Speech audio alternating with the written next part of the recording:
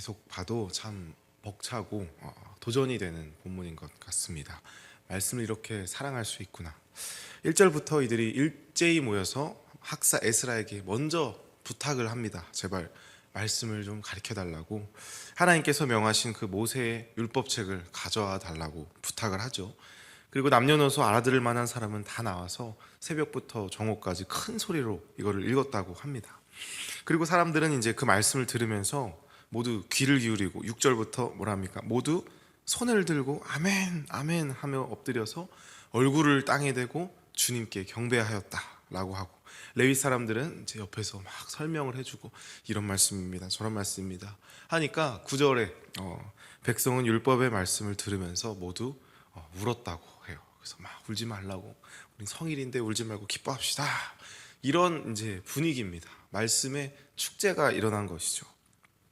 이게 사실 생각을 해보면 에스라가 막 어떤 기가 막힌 언변과 예화를 들어서, 우리도 그런 재밌는 막 설교 들을 때 막 울고 웃고 하는 그런 설교 있잖아요. 근데 그렇게 뭐 재미와 감동으로 이렇게 막 감정을 터치하면서 그렇게 설교한 게 아니라 율법을 그냥 읽었다고 합니다. 여러분 뭐 성경 통독 해보셔서 아시겠지만 율법이 이렇게 쭉 막 나온 그 부분을 읽으면서 사실 이런 반응이 나오기가 그렇게 쉽지 않거든요.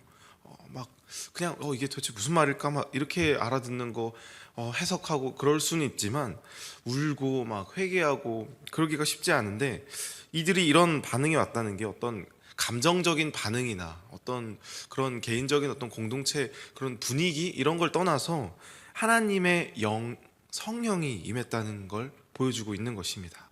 말씀의 은혜를 받고 깨닫는 거는 우리가 어떻게 스스로 할 수 있고 내가 막 하고 싶어 갖고 이렇게 되는 게 아니라는 거예요. 우리가 어떻게 해서 말씀에 이해를 하고 막 이렇게 감동을 받는 거는 우리에게 달려있는 것이 아니라 오직 하나님의 일하심인 줄 믿습니다. 성경에선 바로 그 일하심이 성령의 일하심이라고 여러 군데에서 이제 말씀을 하시죠. 예수님도 누누이 이 성령이 말씀을 깨닫게 하신다라고 말씀을 하신 거예요. 요한복음 14장 26절에서 제자들에게 말씀하시죠. 보혜사 곧 아버지께서 내 이름으로 보내실 성령, 그가 너희에게 모든 것을 가르치고 내가 너희에게 말한 모든 것을 생각나게 하리라. 성령이 그 일을 하신다는 겁니다.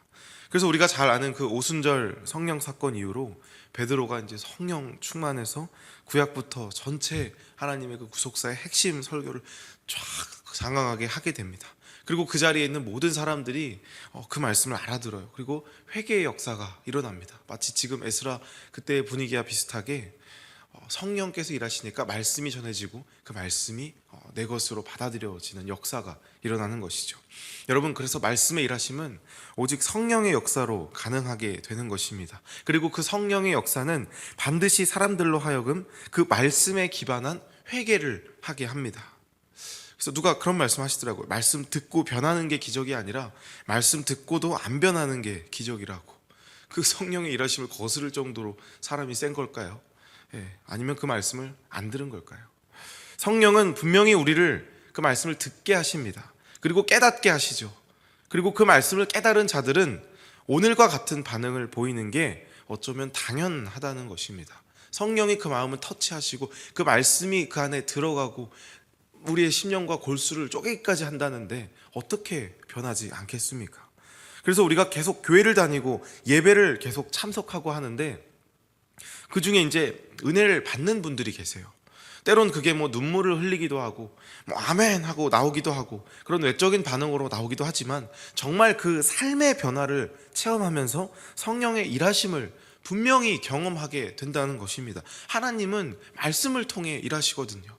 그 말씀을 통해서 기도하게 하시고 말씀을 통해서 찬양하게 하시지 절대 이 말씀을 떠나서 일하시는 경우가 없다는 겁니다.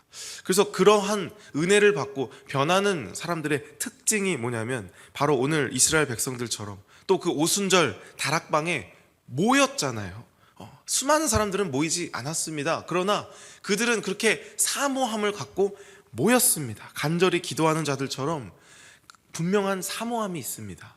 말씀에 대한 열심이 있고 어떻게 하면 내가 이 말씀을 통해서 정말 그 성령의 일하심을 내가 경험할 수 있을까? 그 사모하는 마음, 그 예배를 사모하는 마음이 있는 것이죠.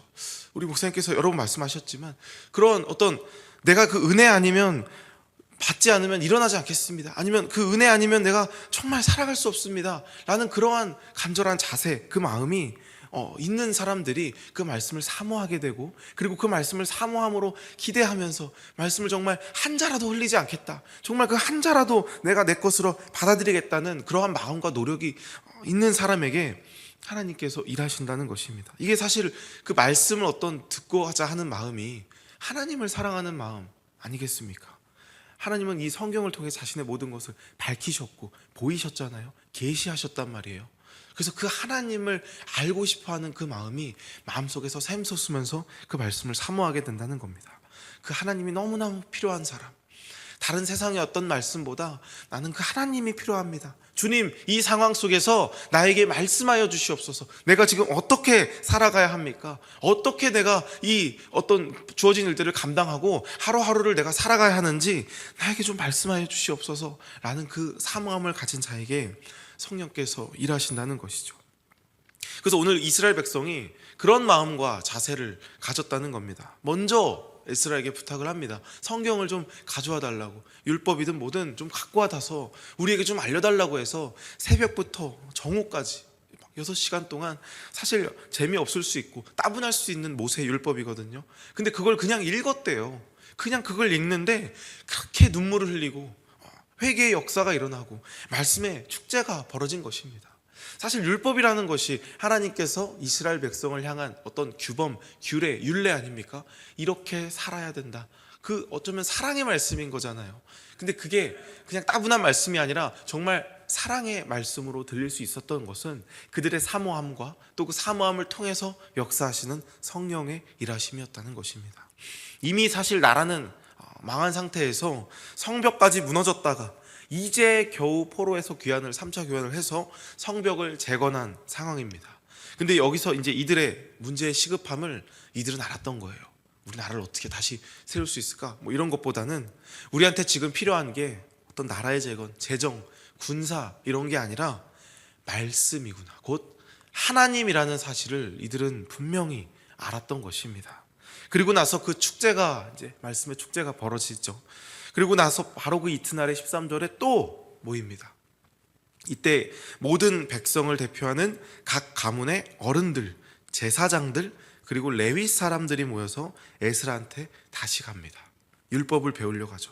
이게 뭡니까? 참 너무 모범적인 회복의 모습인 것 같은데, 아래에서 이제 백성들이 막 회복이 되고 말씀으로 다 같이 회개의 불길이 일어나니까 이제 그 위에 지도자층들, 막 그 어른들, 제사장들, 레위 사람들이, 이제 지도자층들이 스스로 먼저 우리가 진짜 부족했구나 하면서 먼저 개혁을 이루면서 말씀을 깨닫고자 다시 에스라에게 가는 겁니다. 그리고서 이제 그 말씀을 이제 배우는 와중에 13절에 7째 달 축제에는 초막에서 지내도록 하라는 그 말씀이 이제 율법에 기록되어 있는 것을 발견했다고 해요. 그러니까 절기나 이런 모든 게 다 무너져 있는 상태였다는 겁니다.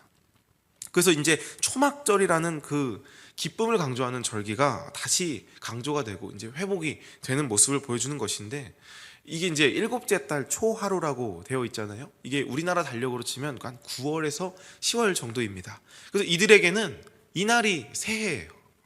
그래서 이제 새해 첫날부터 이렇게 말씀 잔치가 이제 벌어지는 건데, 마침 이때 율법책에서 바로 지금 이때가 초막절을 지켜야 한다라는 그 시기라고 정확히 나온 게 레위기 23장 34절입니다. 이스라엘 자손에게 말하여 이르라. 7째 달 15셋 날은 초막절이니 여호와를 위하여 이래 동안 지킬 것이라 라고 이제 나와 있는데, 아마 율법을 듣다가 바로 이 부분을 읽은 것 같아요. 잠깐만, 지금이잖아. 이렇게 한 것 같아요. 그래서 하나님을 가장 기뻐하는 그런 절기거든요, 초막절이. 광야에서 우리를 그렇게 지키셨고 보호하셨고 함께 하셨다는 그 절기가 초막절인데, 그것을 이제 회복하면서 정말로 축제장이 일어난 겁니다.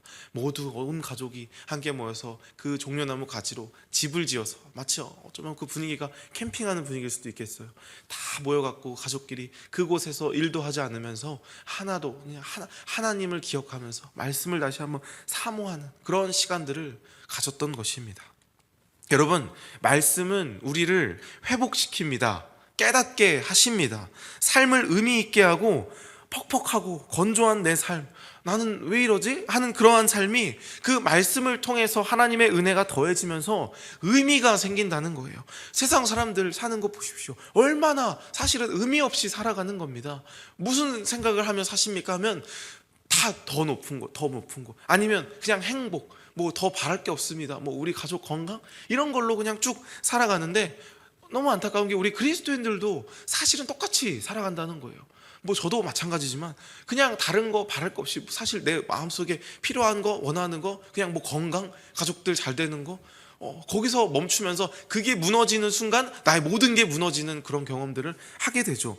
풀은 마르고 꽃은 시드나 주님의 말씀은 영원하다고 했는데 그 말씀이 정말 내 안에 들어오지 않는다는 게 정말 제가 이 말씀을 묵상하면서도 정말 회개가 됐습니다.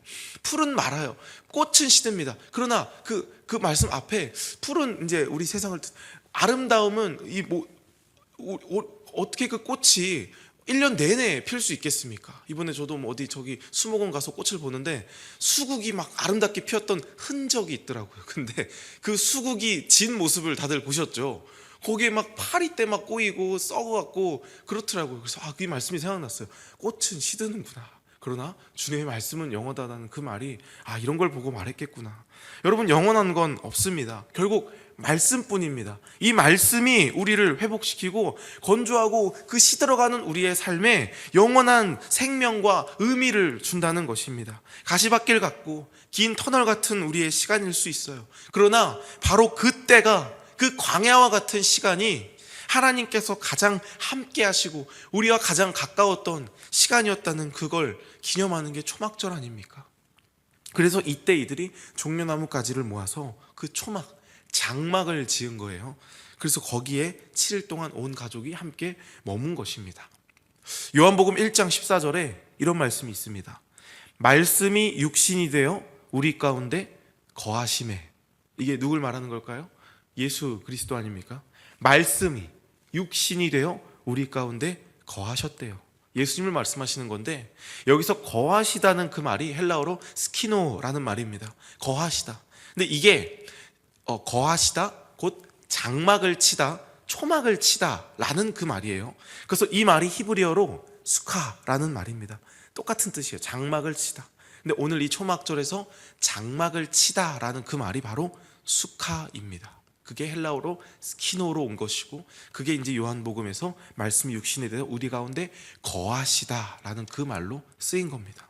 다시 말해서 구약시대 때 이 사람들이 초막을 치면서 초막절을 지키고 그 장막을 치면서 그 안에서 하나님이 우리와 함께 계셨다는 것을 기념하는 그 날이, 그 임재를 기뻐하고 즐거웠던 날이 신약으로 넘어와서는 예수님께서 말씀이 육신이 되어 우리 가운데 거하시고 우리 가운데 장막을 치고 거하시게 되었다는 것을 말하는 거예요. 여러분, 말씀엔 이러한 힘이 있습니다. 말씀은 곧 하나님이시고 그 말씀을 사모하는 자 가운데 하나님은 그 말씀이 육신이 되어 우리 가운데 거하셨다 했잖아요. 말씀을 사모하고 우리 가운데 자꾸 그 말씀의 장막을 치며 그 하나님의 말씀을 사모하는 그 가운데 하나님은 거하시고 함께 하신다는 것입니다. 할렐루야. 그 말씀으로 우리가 이렇게 힘을 얻는 거예요. 그래서 계시록 21장 3절에도 마지막 때에 이렇게 말합니다. 보라, 하나님의 장막이 사람들과 함께 있음에 하나님이 그들과 함께 계시리니 그들은 하나님의 백성이 되고 하나님은 친히 그들과 함께 계셔서 모든 눈물을 그 눈에서 닦아주시니 다시는 사망이 없고 애통하는 것이나 곡하는 것이나 아픈 것이 다시 있지 아니하리니 처음 것들이 다 지나갔음이로라. 아멘. 하나님이 장막이 사람들과 함께 있음에 하나님이 그들과 함께 계신다는 거예요. 천국의 모습이 바로 이런 게 아닐까 싶습니다. 하나님이 함께 계신 곳.